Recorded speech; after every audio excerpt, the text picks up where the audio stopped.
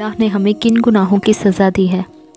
اکثر لوگ جب کسی سختی سے دوچار ہوتے ہیں تو حیرت و افسوس کے ساتھ یہ سوال کرتے ہیں کہ آخر اللہ نے ہمیں کن گناہوں کی سزا دی ہے۔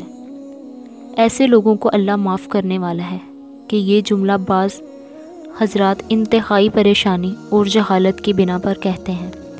اگر ہم گناہوں پر غور کریں تو سینکڑوں گناہ تو ہمارے روزمرہ میں شامل ہیں، لیکن ہم انہیں گناہ ہی نہیں سمجھتے بھی ہیں تو بہت معمولی نوعیت کا۔ اور کچھ لوگ ایسے بھی ہیں جو زبان سے تو کہہ دیتے ہیں کہ ہم خدا پر ایمان لائے، پھر جب انہیں خدا کے بارے میں خدا کو ماننے کے حوالے سے کوئی تکلیف پہنچتی ہے تو وہ لوگوں کی تکلیف دہی کو عذاب الہی کے برابر ٹھہراتے ہیں۔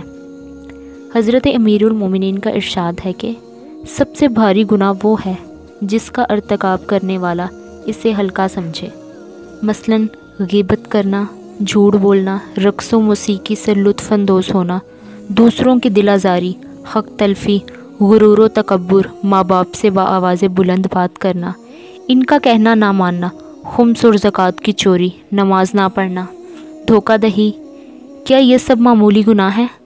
یہ ایک ایسے گناہ ہیں جن سے پورے معاشرے میں فساد اور بگاڑ پیدا ہوتا ہے۔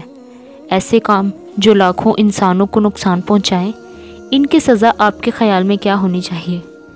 ان کی سزا بے حد سخت اور بے حد اذیت ناک ہے، لیکن اللہ تعالیٰ بندے کی توبہ کے انتظار میں ہے کہ اس سزا کو ٹالتا ہی رہتا ہے کہ اس کا عذاب بہت سخت ہے۔ ہم نے اللہ کی سزا دیکھی ہی نہیں ہے، ورنہ کبھی بھول کر بھی یہ جملہ نہ کہتے کہ اللہ نے ہمیں کن گناہوں کی سزا دی ہے۔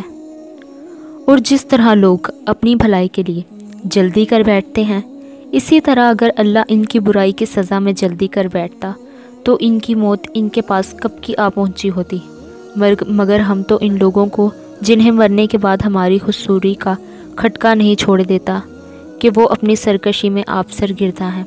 سورہ یونس آیت نمبر 11۔